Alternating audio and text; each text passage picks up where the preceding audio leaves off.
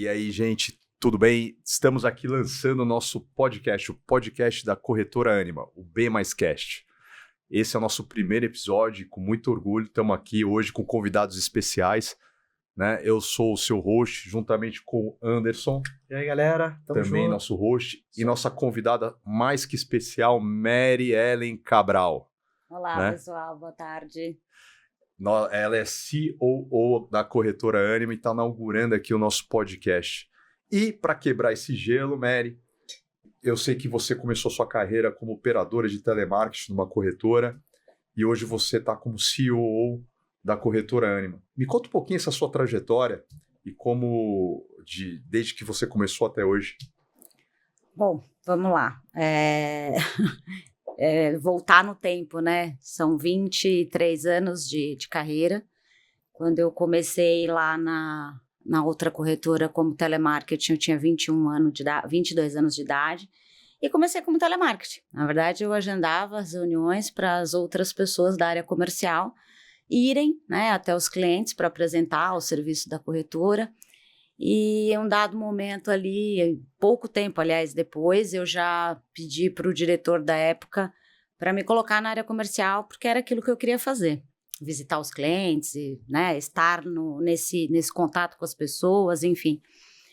E acho que 6 meses depois que eu comecei como telemarketing, ele me deu essa oportunidade, eu fiquei lá 14, 15 anos, e depois, né, conheci a Ânima, enfim, e começamos a trabalhar junto, ainda em parceria com aquela anterior corretora.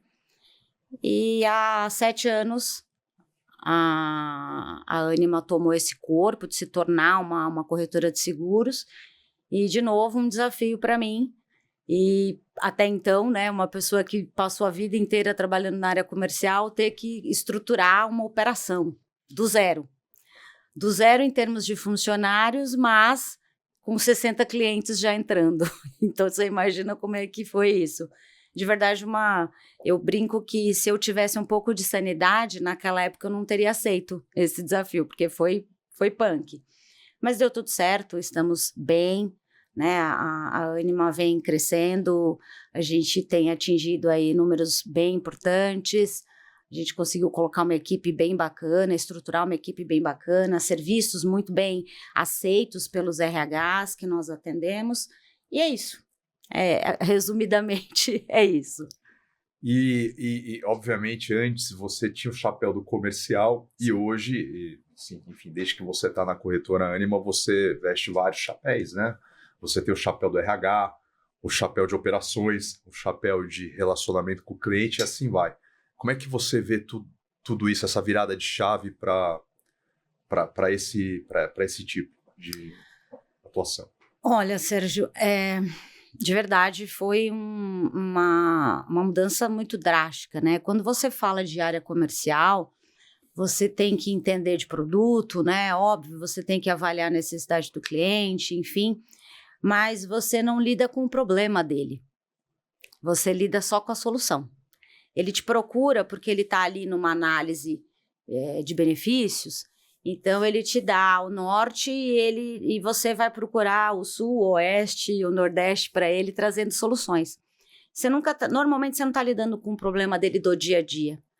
Quando você passa para uma área operacional, que você vai lidar com o RH no dia a dia, que você vai lidar com o usuário no dia a dia, que você vai lidar com a operadora no dia a dia, aí são histórias completamente diferentes. A gente tem que, antes de tudo, ter muita empatia, né, para conseguir entregar um trabalho a contento. A gente tem que ter muito mais técnica ainda, porque as pessoas às vezes pensam que, como a gente trabalha muito com a parte de benefícios, né, principalmente com a parte de saúde, que é simplesmente ter ali um acesso, né, um cartãozinho que você vai ali no médico e fez a sua consulta, seu exame, todos os problemas se resolveram. Não, tem muita coisa por trás disso, né? Então, essa virada de chave, ela foi mais ainda uma escola nesses últimos 7 anos, porque quando eu digo escola é porque diariamente a gente aprende uma coisa diferente, uma situação que acontece e a gente vai buscar uma solução. Diariamente eu tenho que buscar soluções para as empresas, para os segurados dela, Então, eu digo para você que é um desafio, não tá lacrado na pedra que vai ser A, B e C, pelo contrário. A gente tem que estar aprendendo todos os dias, né? E escutando muito as necessidades das empresas, que mudam também a cada tempo. Haja vista o que aconteceu com a pandemia, né? No período de pandemia, nós tivemos diversas necessidades novas e tivemos que buscar atender essas necessidades de forma muito rápida, né? De forma muito... ali era para ontem, literalmente. Então, é um aprendizado, é algo diário, a gente tem que lidar com N vertentes e com N públicos, porque não é só o RH, é o funcionário, é o dependente do funcionário, é a operadora que impõe regras, e a gente tem que tentar equilibrar esses pratos e entregar a melhor prestação de serviço. Mary, deixa eu te falar, é o seguinte, né? Eu acho que todo podcast, ele tem que, de alguma forma, trazer insights para as pessoas, né? Então, o quanto que a gente consegue ajudar as pessoas que estão ali na outra ponta com as demandas e com os assuntos que são inerentes ao dia a dia, né? E a Ânima, ela tem um viés muito forte de gestão de benefícios, onde ela tem ajudado os RHs das empresas. E quando a gente olha uma empresa, a gente olha o seguinte, né? A empresa está focada em vendas, aumentar a receita, entregar aquilo que vendeu. E aí tem todas as outras caixinhas do dia a dia, né? E aí quando a gente entra na caixinha benefícios especificamente, como que uma empresa hoje ela tem que olhar benefícios de forma estratégica para o negócio dela, né?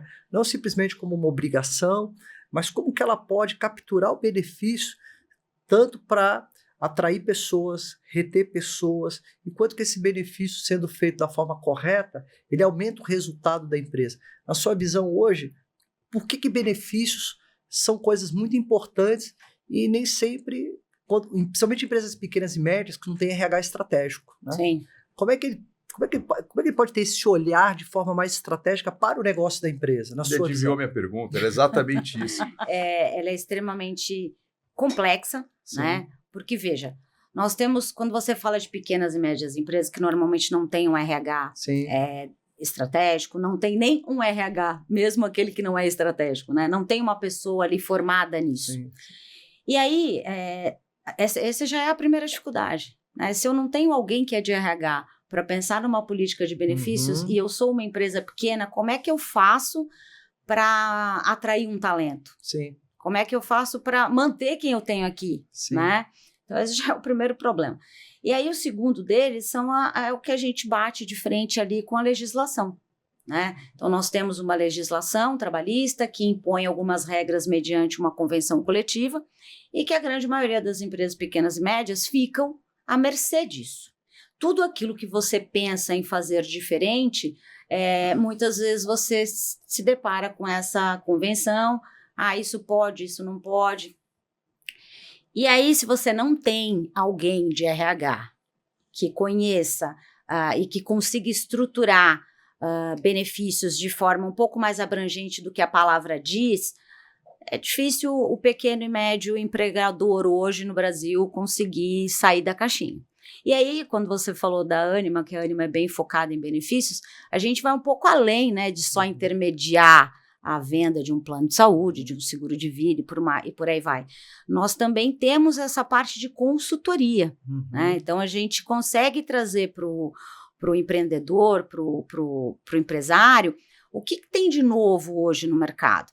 E aí, entrando ali no que o Sérgio falou, entender um pouco mais sobre a cultura dessa empresa para então traçar esse planejamento de novos benefícios. Quando a gente fala de olhar a cultura da empresa, óbvio, tem empresas ali que elas vão buscar ser as mais conservadoras possíveis, ela não tem um budget para investir em novos benefícios, mas ela quer modernizar, ela quer inovar de alguma maneira. E hoje existem várias coisas que as empresas têm feito com pouco investimento, mas que aos olhos do funcionário, ele percebe que ele tem, antes de tudo, a valorização da empresa para com ele. Então, é você pensar numa ação, num benefício voltado para a questão de saúde e bem-estar, né? Você pensar... Mary, pode falar. Só um encaixe em cima disso. Primeiro que é o seguinte, o teu benchmarking, o benchmarking que a Ânima tem no sentido de estar conectado com tantos RHs, com tantos donos de empresa, traz os melhores cases. Sim. Né? E esses cases, naturalmente, eles vão poder ajudar diversos empresários do mercado. Então, acho que isso é um ponto de visão. Sim. E hoje, quando você entra nessa parte de benefício, o que tem sido mais estratégico para reter pessoas, para trabalhar e atrair pessoas dentro das empresas? E, principalmente, o que a Ânima tem visto de benefícios inovadores e que boa parte dos empresários não fazem nem ideia que existe, né? Sim. Traz um pouco dessa luz para a gente. Bom, o plano de saúde, sem sombra de dúvidas, é o benefício mais bem aceito, né? Desejado. Isso não só para o funcionário, quando ele tem esse tipo de benefício na empresa, ele entende a preocupação que a empresa tem com ele, melhor ainda quando a empresa consegue dar isso para os dependentes dele. Legal. Porque aquela coisa, eu estou trabalhando, eu posso ir num hospital XPTO, mas minha esposa e meus filhos não. Então, quando a empresa tem essa abrangência para os dependentes, é algo assim muito bem visto. Por outro lado, a gente sabe da dificuldade que é manter, né, um plano de saúde, pelo custo, pelas condições que nós temos hoje de também regulações e etc. Mas quando você me pergunta de benefícios inovadores, Anderson, hoje nós temos algumas coisas, né, que traz ali um certo aconchego para quem não pode dar, por exemplo, um plano de saúde para o seu colaborador. Então, nós temos hoje empresas que operam com a parte de telemedicina, com diversas especialidades. Esse mesmo produto, ele contém a parte de exames. Então, ele tem ali uma lista de exames que a pessoa pode ter acesso com um custo 80% menor do que se ele fosse pagar particular. Ele tem ainda o serviço de medicamentos. Ele tem o serviço de a telemetria facial para medição ali de alguns possíveis indicadores de risco, para tratar também, para já trabalhar a questão da prevenção, né, de possíveis doenças como diabetes, nível de estresse, questões cardíacas, enfim. Então já existe produto desenhado com todas essas facilidades que custam muito pouco para o empresário e ele, minimamente, ele consegue dar um acesso médico. Né? Além disso, você tem um benefício que é extremamente inovador, que é um benefício a respeito de viagem, né? Onde você tem um ticket muito pequeno que você pode colocar para o teu colaborador e ele ter direito ali a uma série de locais, né, em todo o território nacional. Com aquele crédito que você coloca para ele, ele pode utilizar ao longo do ano, ele e a família, né? Você vê que as empresas também, elas têm buscado, e eu não estou falando de empresas grandes, não, estou falando de empresas pequenas e médias mesmo, que aliás é bastante onde a gente atua, né? As empresas, elas têm pensado como eu consigo, como você me perguntou, manter um talento, ou trazer um talento ou manter um talento dentro da minha empresa. Tendo um pouco mais, saindo um pouco da área do RH, indo para um pouco do olhar do próprio colaborador, e eu digo isso porque como a gente está no dia a dia conversando com os usuários, né, com os beneficiários das empresas, os funcionários, a gente escuta os depoimentos, e as pessoas valorizam demais quando elas se sentem cuidadas. Cuidadas. A palavra é boa, hein? Tá? Quando elas se sentem cuidadas. Cuidadas no sentido assim, puxa, tá bom, a minha empresa não conseguiu me dar o plano de saúde, mas olha, eu tenho esse outro trabalho aqui que me ajuda a ter a minha consulta, eu posso levar o meu filho para fazer um exame. Puxa, você acredita que eu tenho um benefício que eu posso viajar um final de semana com a minha família, eu não pago nada? Tá certo? Puxa, olha, eu tenho um valor aqui que eu consigo comprar o remédio do meu filho todo mês, tá certo? E às vezes é um remédio que custa um valor que não é alto, mas para aquela pessoa que tem que fazer aquele uso recorrente, faz diferença. Então, a palavra da vez, quando você faz uma análise para definir uma política de benefícios, é o quanto eu estou cuidando dos meus colaboradores de forma o mais abrangente possível. Quer dizer, uma empresa transmite a cultura dela através do cuidado, né, reflete em relação aos benefícios. Sem sombra de dúvida. E conseguir capturar as principais dores do dia a dia das pessoas, né? Porque a partir do momento que você consegue capturar essas dores, você monta toda uma estratégia que vai ajudar a perpetuar essas pessoas junto com a empresa, porque é uma empresa que cuida deles, exatamente, né? Esse é o grande... Então, assim, como um grande insight que você pode dar, principalmente para as pequenas e médias empresas, é o olhar do cuidado com o colaborador. Primeiro conheça seu público, né, Legal. Anderson? Conheça, converse, questione, faça uma pesquisa de clima para entender como é que as coisas estão. Porque uma coisa é o olho do dono, Sim. né? Outra coisa é você abrir esse tipo de questionamento para os seus colaboradores e entender as necessidades. Legal. E baseado nisso, você estruturar a tua política sempre pensando no cuidado das pessoas. Legal. A gente não pode esquecer, né, da NR1, que já existia e ela só foi um pouco mais aprimorada, e a partir de maio a gente começa a ter um pouco mais de fiscalização sobre isso, que vai envolver não só os riscos ambientais, mas as questões psicossociais. Então, o que é que as empresas têm que fazer? Você acha que as empresas estão preparadas hoje para a NR1? Né? Seria uma pergunta, queria saber a sua opinião sobre isso. E também, como é que você vê essa questão da NR1? Como é que você pode ajudar as empresas nessa questão da NR1? Muito boa sua pergunta, Sérgio. Assim, quando falar que as empresas estão preparadas, não estão. Principalmente as pequenas e médias empresas. Por que elas não estão? Porque elas nunca tiveram que se preocupar com isso, né? As grandes empresas, estas sim, já estão um pouco mais preparadas, porque elas já sempre tiveram que cumprir as normativas de forma mais estruturada. Por quê? Porque elas sofriam mais a fiscalização da questão do Ministério do Trabalho. Então, são empresas que normalmente já têm a sua estrutura de segurança do trabalho montada e tudo mais. Agora, o pequeno e médio, ele não tem essa estrutura, né? E não é pensar assim, eu tenho um funcionário e eu não preciso me adequar à NR1. Precisa sim. Porque se esse um funcionário seu tiver uma questão de doença por riscos psicossociais, você vai ter um problema. E o que faz? Pegando a resposta anterior que eu dei para o Anderson em relação ao conhecer, né? Conhecer o perfil da tua população é o primeiro passo, até para que você consiga se adequar à NR01. Você vai ter que conhecer a tua população, você vai ter que entender se você tem algum risco psicossocial, que são N vertentes, né? Você tem desde da questão de ambiente de trabalho, riscos ambientais, mas você também tem ali a questão de liderança, como é que essa liderança lida com as pessoas, você tem a questão do clima organizacional. Eu penso que essa... Mary, mas para e pensa, o empresário, principalmente o pequeno e médio, ele tem que vender, sim, ele tem que entregar, sim, ele tem que comprar, ele tem que cuidar de pessoas, ele tem que cuidar de processos, de tecnologia. Como que ele vai fazer tudo isso sozinho? Por isso que ele tem que escolher bem os parceiros, né? Aí eu não posso deixar de puxar a sardinha aqui. Faz o seu jabá aí, Mary, para a gente entender pois isso. É. A Ânima, como eu disse, né? Nós não somos apenas uma corretora de seguros que intermedia a venda de benefícios. Pelo contrário, nós fazemos todo esse diagnóstico. Legal. Então, eu vou entender ali o perfil da empresa, a cultura da empresa.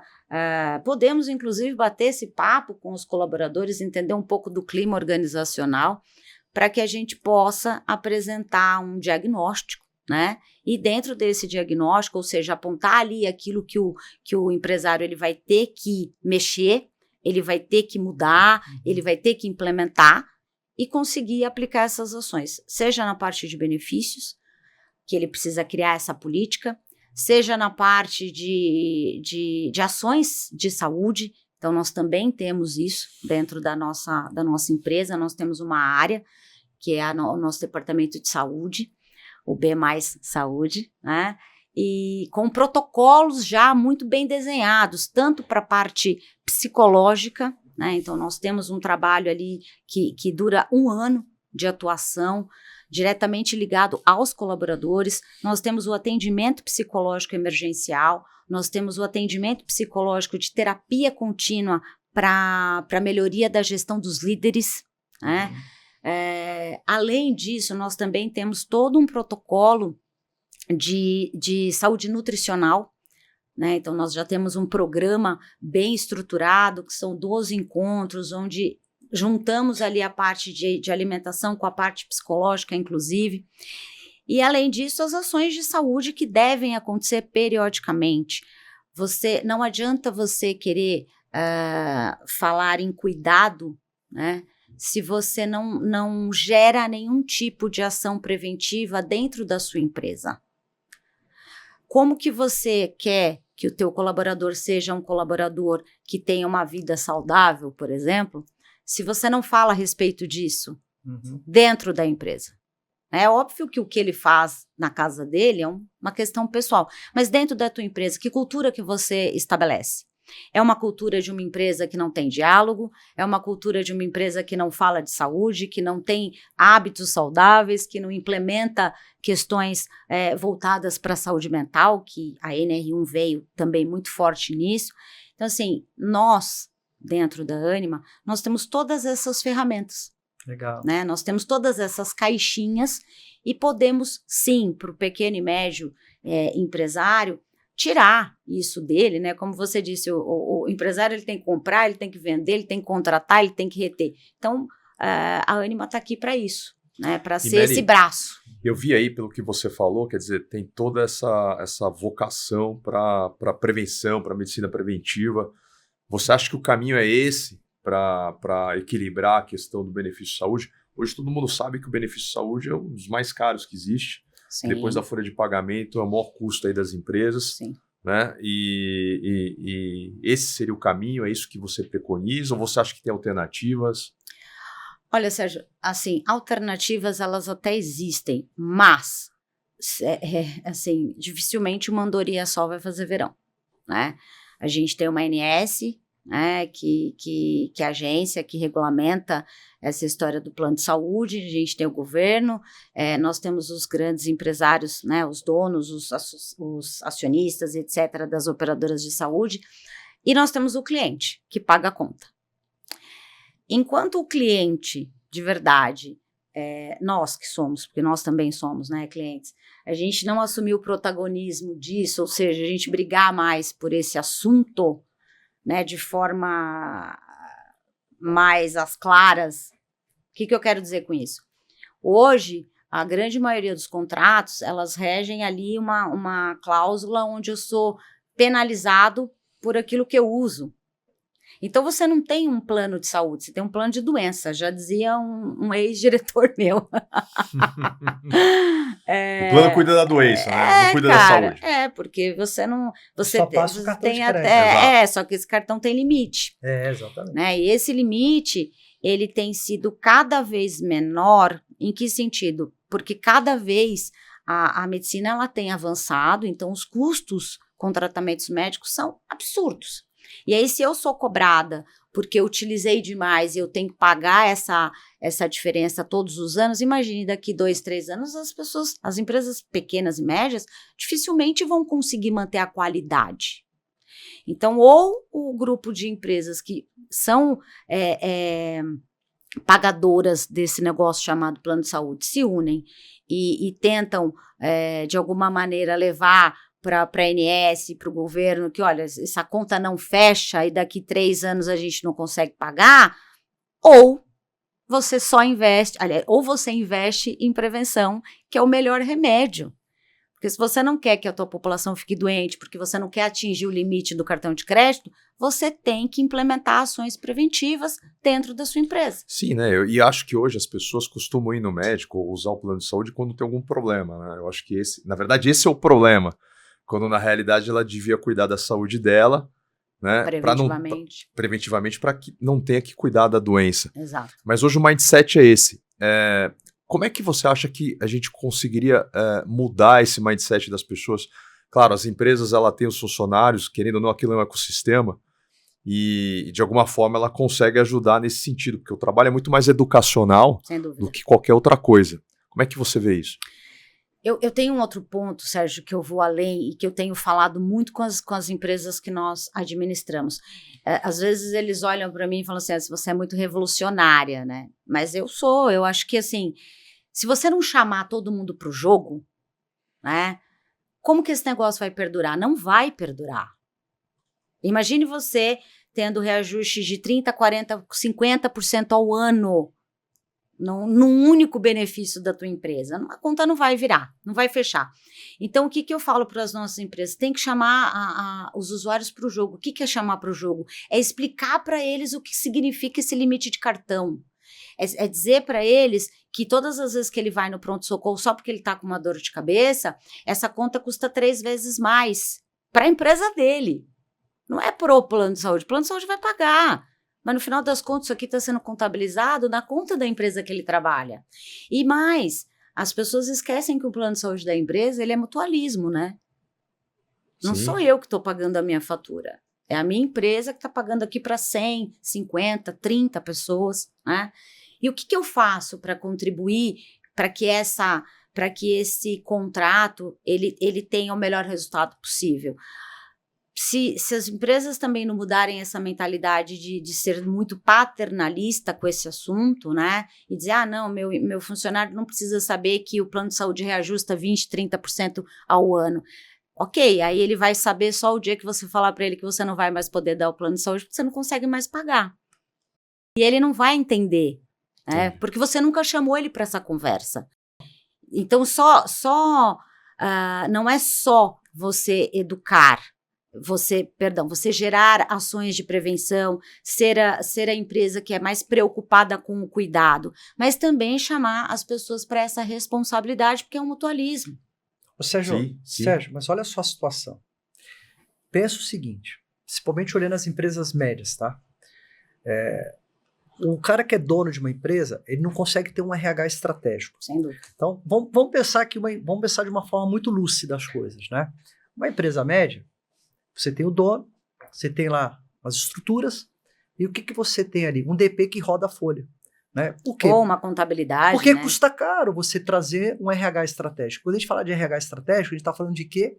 Recrutamento e seleção, treinamento, desenvolvimento, políticas, tudo que envolve o RH estratégico de qualquer empresa. Exato. Então, assim, o dono da empresa, ele fica refém, né? Porque ele tem que ser bom em tudo, mas ele não é bom em tudo. Ele tem que ser bom no core e no negócio dele.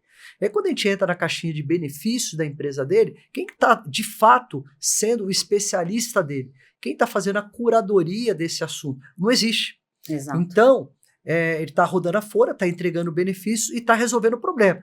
Está ali entregando vale transporte, vale alimentação e pagando salário. É isso que ele faz. E o empresário, ele deveria entender que hoje o trabalho de uma corretora é uma despesa que está saindo do caixa dele todo mês. Porque quando ele paga o plano de saúde, tem lá, ele mudou o plano de saúde, a corretora ganha agenciamento, mais ou menos em torno de 100% da primeira fatura. Exatamente. Depois o cara tem uma despesa de corretagem de 5% mensal, que pode até ser um pouco mais. Então, essa despesa de corretagem ele precisa apropriar para ele como dono. Então, assim, peraí, eu não tenho condições de ter uma área de benefício estratégica. Então, quem tem que ser minha área de benefício estratégico é a minha corretora, porque eu já estou pagando por isso. Sim. Né? Então, se a gente não tiver essa visão clara por parte dos empresários, né, de entender que ele tem que ter uma equipe estratégica, porque a equipe estratégica vai falar para ele o seguinte, tem que trazer essa lucidez para ele. Exato. Cara, deixa eu só te falar assim, de forma muito simples. Vamos ser lúcido com o assunto? A lucidez é o seguinte, não existe plano de saúde. O que existe é um cartão de crédito que se os caras usarem a mais... Tá bom, como é que a gente ajuda esses caras a entender como usar menos e não passar o break-even do cartão de crédito? É fazendo isso, isso, isso. Então, hoje, o teu papel é muito nesse sentido, de trazer essa lucidez, né? E provocações até, né? E o empresário tem que entender isso. Exato. Né? E o empresário tem que entender assim, cara, a gente é bom em algumas coisas, mas a gente também não é bom em todas as coisas. Sim, claro. Então, por que não usar uma experiência? Você já está há quanto tempo trabalhando nesse segmento? 23 anos. 23? Eu pensei que era 5 anos atrás. Não, vi ela, né, Sérgio? 23 anos. Então tem que pegar a Mary e falar assim, Mary, você está aqui do meu lado. Me ensina a fazer essa pomba de gestão de benefícios. Por quê? Porque eu não consigo ter RH estratégico aqui dentro da minha empresa. Eu tenho uma pessoa do DP que ela tem que fazer tanta coisa que ela não ao consegue, mesmo tempo. Não dá conta. Pô, traz essa curadoria que você tem, traz o direcionamento. Então, você entende que isso é crucial para a gente fazer essa mudança de chave de pensamento nas empresas pequenas e médias? Sem dúvida. Sem dúvida. É o que eu estava falando antes. Enquanto os empresários não tomarem, trazer para si essa lucidez, né? Ter esse racional e de médio e longo prazo, né, Anderson? Porque se a gente para pensar, depois da pandemia, por exemplo, o quanto essa questão de benefícios ela tem sido falada, né, e cobrada. Hoje você vê colaborador indo embora de uma empresa, não porque ele vai ganhar um salário maior, mas porque na empresa do lado ele pode ter um dia de home office, ele pode ter o benefício da viagem para ele, para a família dele. O aniversário dele dá 3 dias de folga e por aí vai, né? Exatamente. Então, a questão benefícios... Qualidade de vida, né? Ela deixou de ser só o vale transporte, o vale refeição e até o plano de saúde. Sim. É meio que commodity isso. A empresa que não tem isso... Esse é o básico. Né? Esse é o básico. Só que, tudo bem. Eu saí do básico, eu estruturei aqui toda uma política de benefícios, mas como eu faço para gerir isto? Né? Como é que eu consigo manter isso a médio e longo prazo? Você precisa ter pessoas ao seu lado que estejam antenados com essas mudanças, que tenham ferramentas para fazer com que você consiga perdurar com esses benefícios. Né? Então, onde a Ânima de verdade entra. Porque eu tenho ali todo um back-office para a parte operacional, eu tenho um back-office para atender o seu colaborador quando ele tem as dificuldades com os benefícios que você oferece para ele, que a gente administra, eu tenho pessoas ali para estar nesse dia a dia, nesse acolhimento com ele, eu tenho a parte de prevenção, né, os serviços todos que eu falei anteriormente, então com certeza a Ânima tem essa total condição de ajudar os empresários nisso e trazê-los para essa lucidez, que falar de benefícios não é só o quanto a maioria das pessoas pensa, mas isso vai me custar X. Ok, se você não tiver isso que vai te custar X, você pode perder Y e Z, porque você não vai ter aquele vendedor bom que batia a meta. Mas vai um degrau por vez também, né? Exato, mas você não precisa ter tudo ao mesmo tempo, né? O que é ideal para aquele momento de faturamento, né? Você tem né? que tentar equacionar a médio e longo prazo o que você quer para a sua empresa. Quais são os resultados que você quer atingir na sua empresa. Quando a gente consegue entender isso, consegue desenhar isso com o empresário, a gente também consegue desenhar um plano de ação de coisas que ele vai poder implementar a médio e longo prazo de forma muito segura. Porque também não adianta ele querer implementar um monte de benefícios, dali 2 anos ele não consegue manter metade. Aí ele tem que tirar um benefício X, um benefício Y. Por quê? Porque ele não tem planejamento.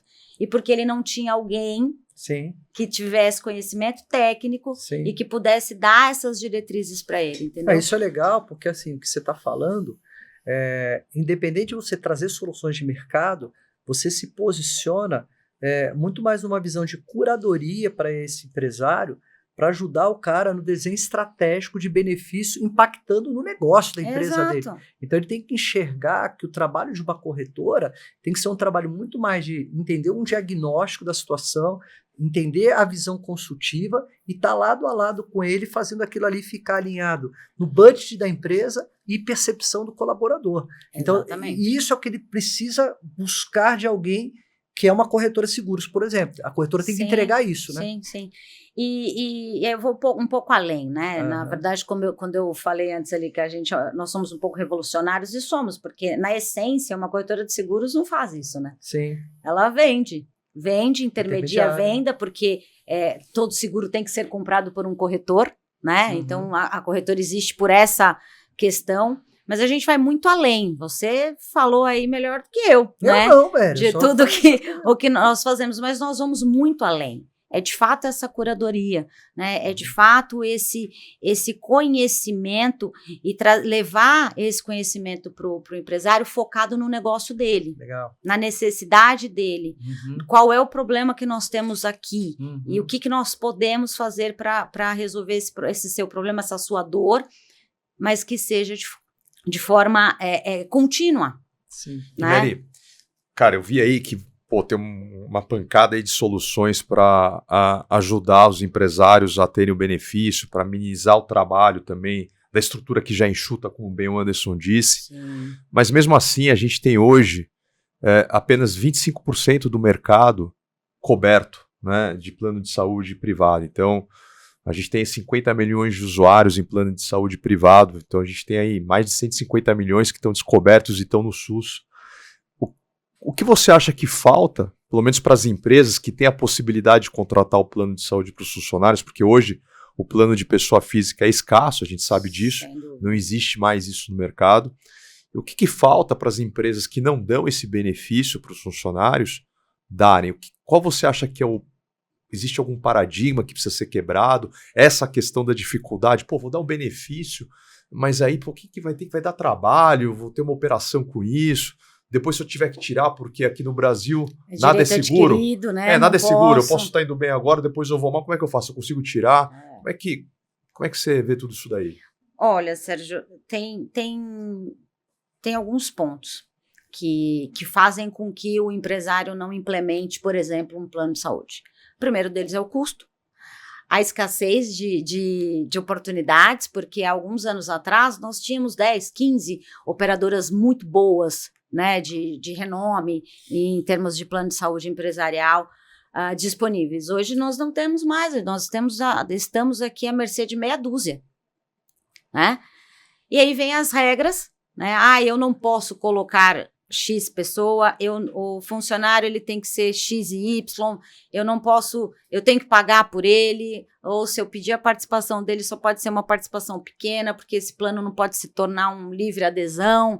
Antigamente as empresas faziam muito isso, né?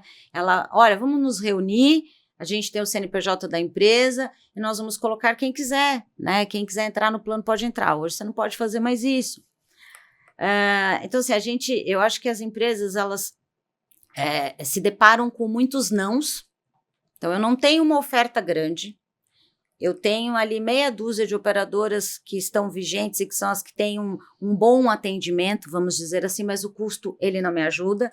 Eu tenho uma série de regras que eu tenho que cumprir para eu conseguir comprar esse negócio, né? Eu não posso ter ninguém doente, inclusive. Se eu tiver alguém que está ali afastado por alguma coisa, já se torna um problema, porque eu vou precisar ter um relatório médico. E aí as empresas começam assim, olha, eu não tenho nem um RH aqui dentro direito. Eu vou começar a buscar essas coisas para ter mais trabalho, vou gastar dinheiro com isso. Talvez as pessoas nem fiquem tão satisfeitas, porque talvez o produto não seja nem tão bom de cobertura, eu quero dizer. Então, antes do empresário pensar que ele não consegue, ele não pode, ele não tem como, ele precisa ter alguém especializado do lado dele para fazer essa análise toda, né? E aí onde a gente também tem essa condição de ajudar, porque tentar encontrar o melhor custo-benefício dentro da realidade que ele tem, né? Então, a gente consegue com isso demonstrar para ele todos os viés, né, dessa tomada dessa decisão, principalmente falando de uma empresa que não tem, né, não tem esse benefício ainda.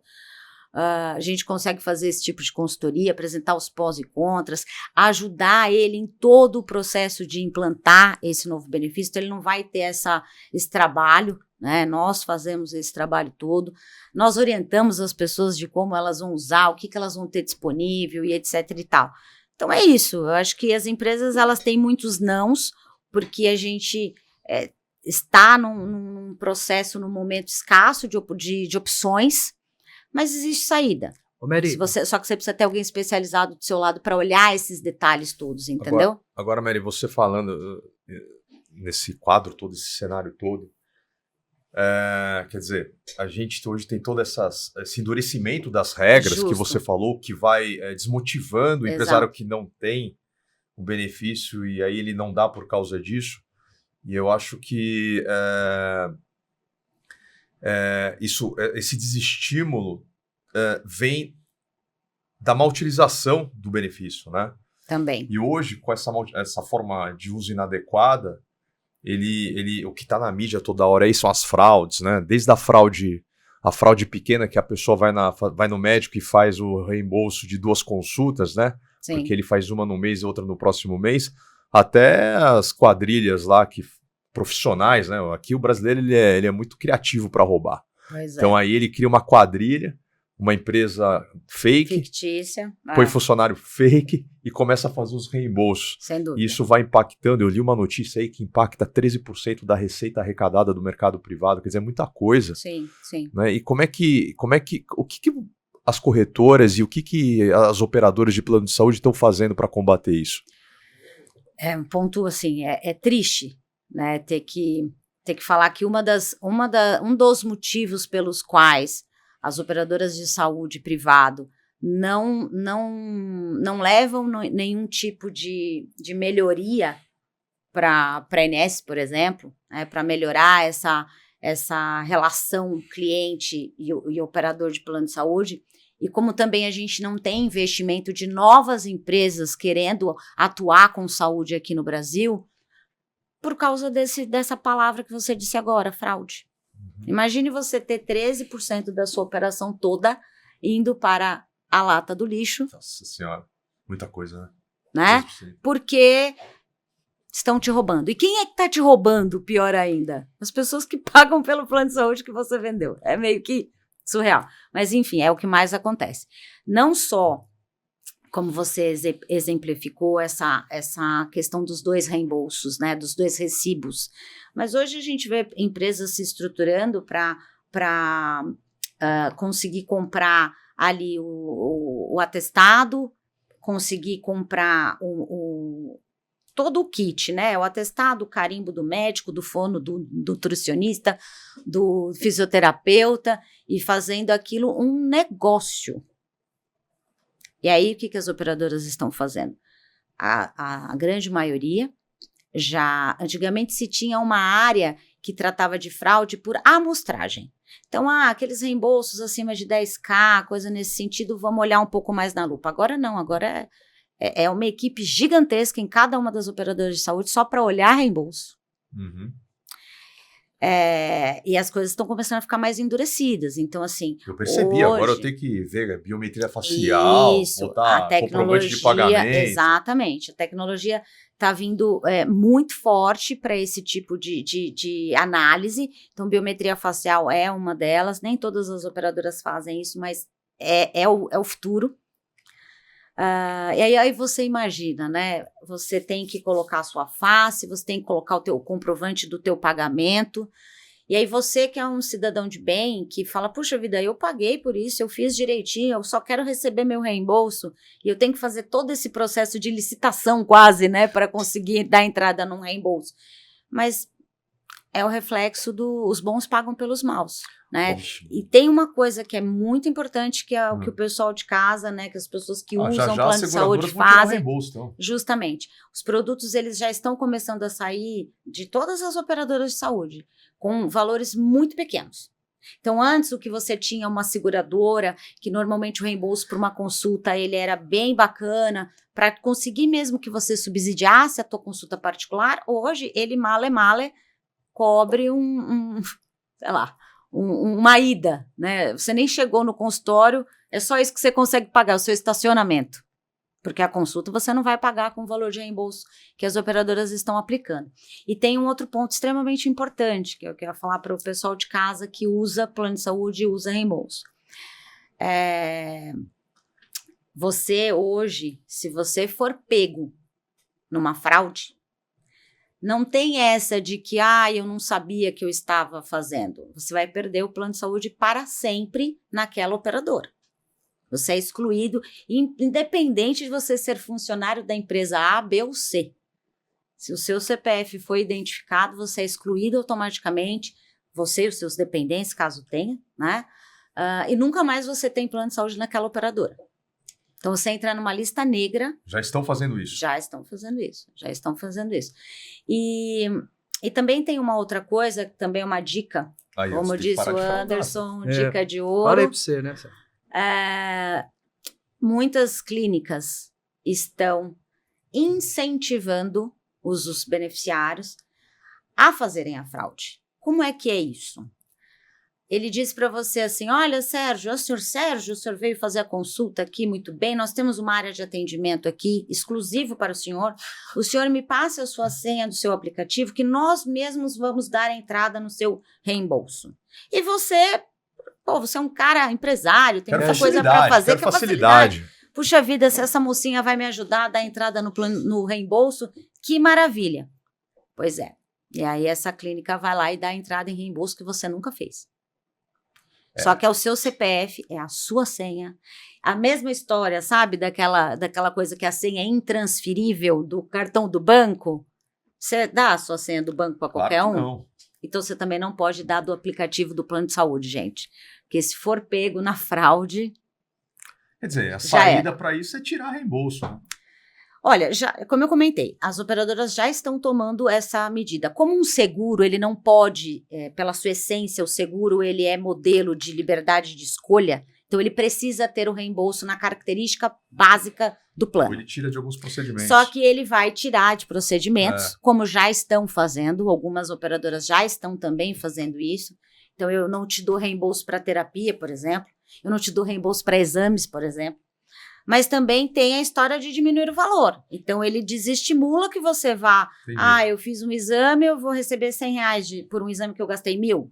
Quer dizer, os próprios usuários vão deteriorando o próprio benefício. Exatamente. Né? Então, quando você me pergunta qual é por que mais de 50, só 50 milhões de pessoas têm, as outras 100 e tantas não têm, por estas e outras.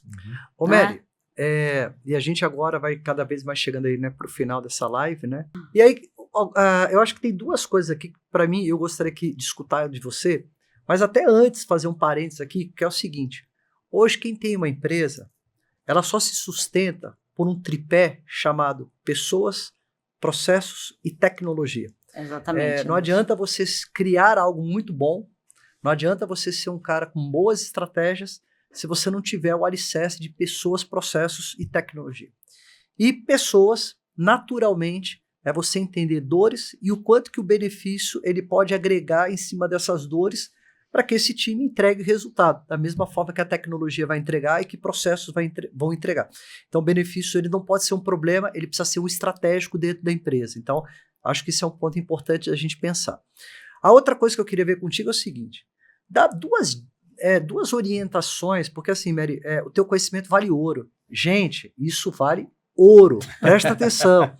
O que eu quero que você dá aqui para as pessoas 2 insights importantes. Eu sou empresário, tá bom? Nunca dei plano de saúde para minha empresa, ok?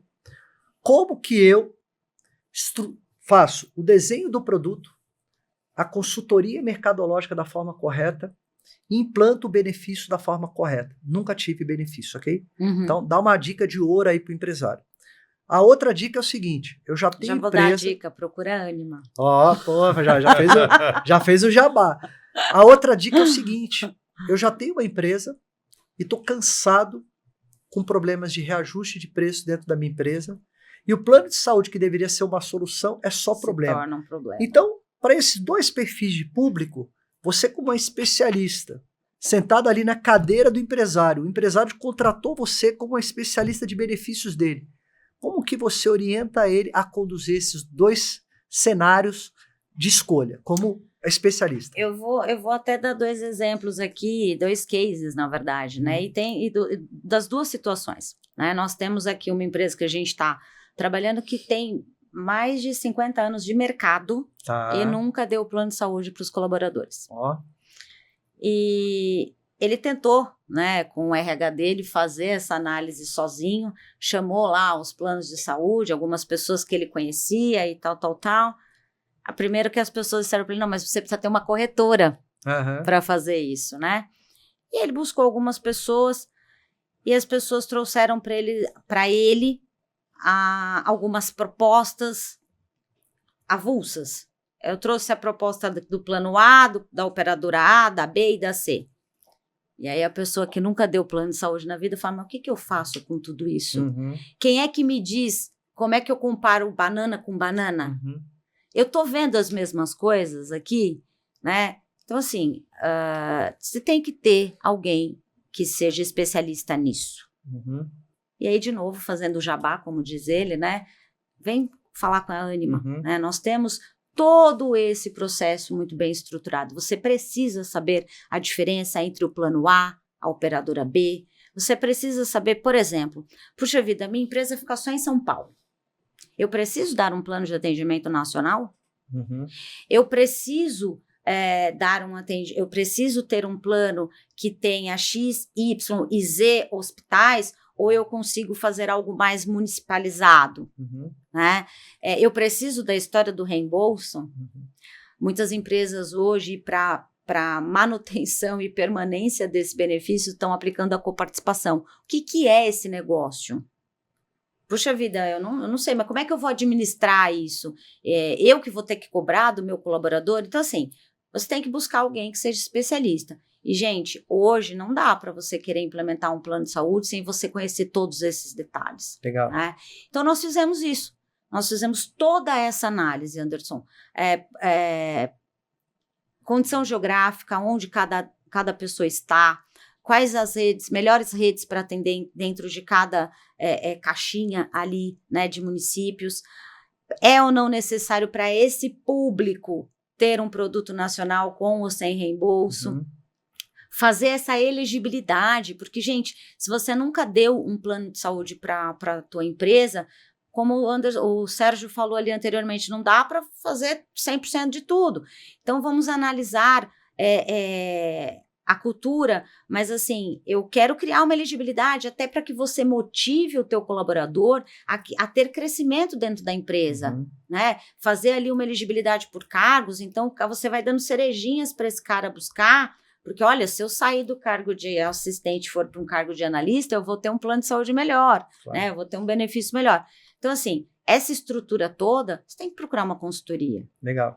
Tem que ser uma consultoria especializada em benefícios, isso é outra questão. Muitas vezes as empresas buscam o corretor, não, pelo amor de Deus, colegas corretores de seguro de carro, não é o problema, mas ele não é um especialista em saúde, sim. Ele não é um especialista em benefícios, sim. Né? Procure alguém que seja especialista nessa área. Então, essa é a dica para quem nunca teve, precisa olhar todos esses detalhes.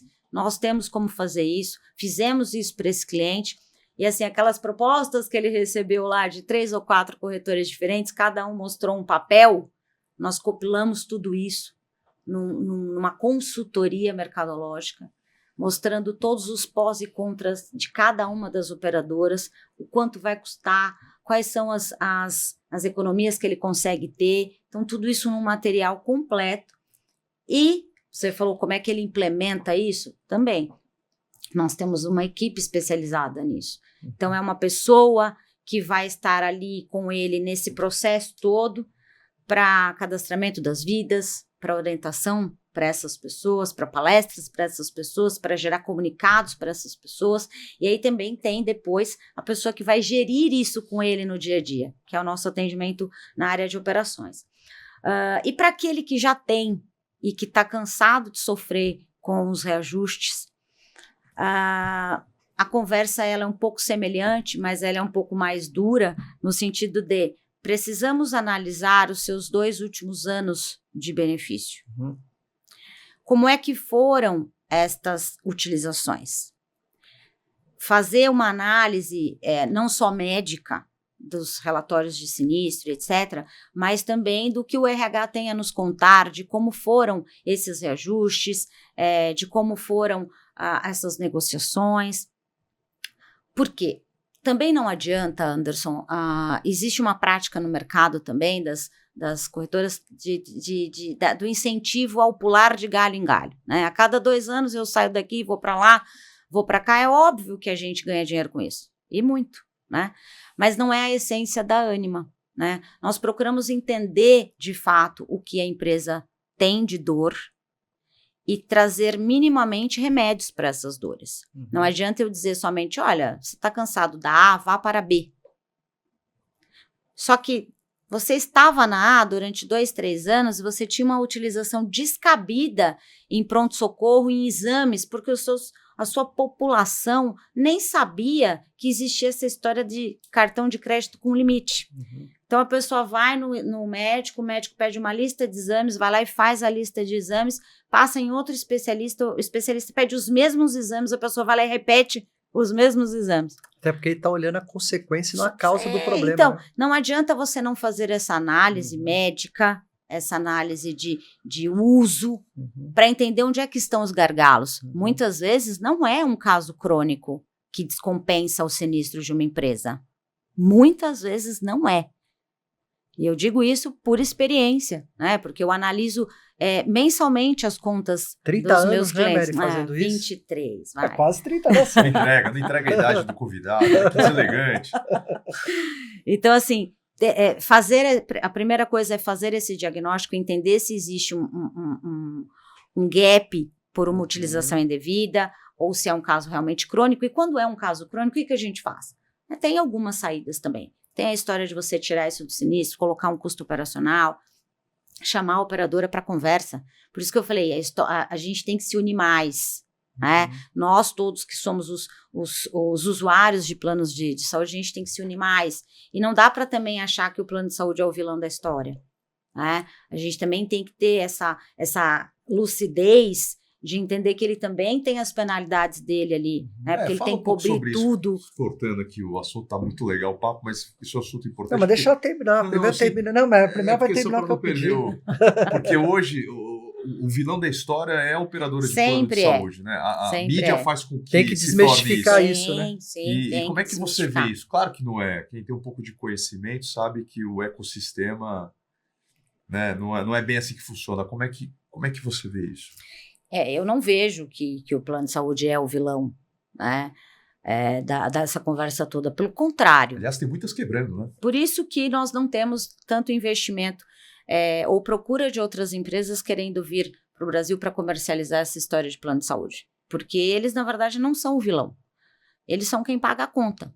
E uma conta que quem determinou é uma agência, que ele tem que cobrir o exame de sangue até o medicamento que custa quantos milhões for necessário.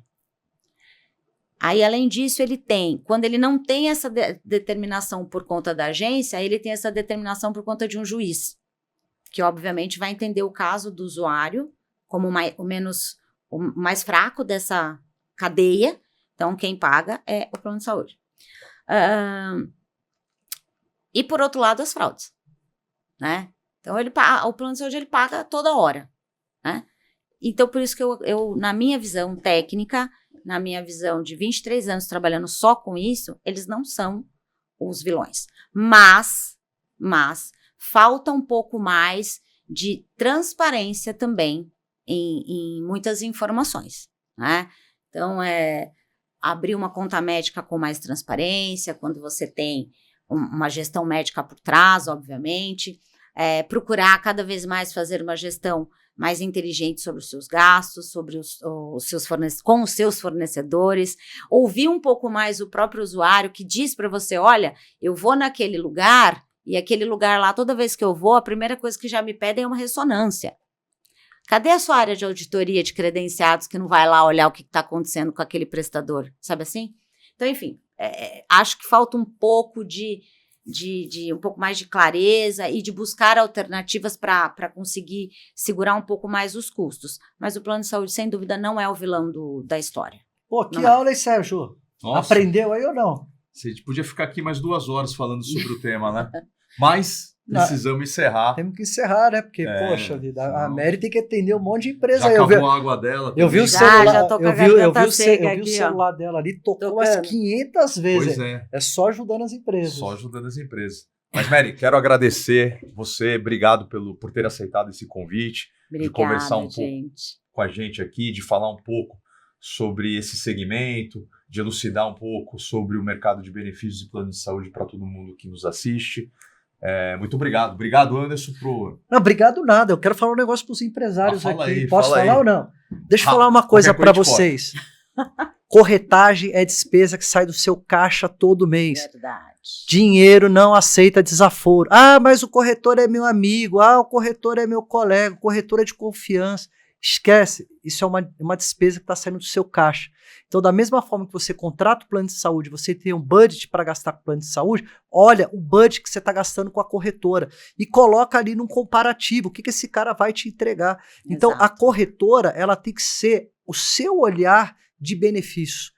Usa a corretora como especialista de benefício. Ah, mas você não trabalha dentro da minha empresa. Gente, dentro de uma empresa você tem colaborador, você tem PJ e você tem o parceiro especialista que vai te ajudar. Então não olha a corretora como alguém de fora, mas o quanto que essa corretora pode estar dentro da sua empresa. Então acho que esse é o grande recado, né? Gente, obrigado aí todo mundo. Obrigada. Esse aqui é o B Mais Cash, o podcast da Corretora Ânima.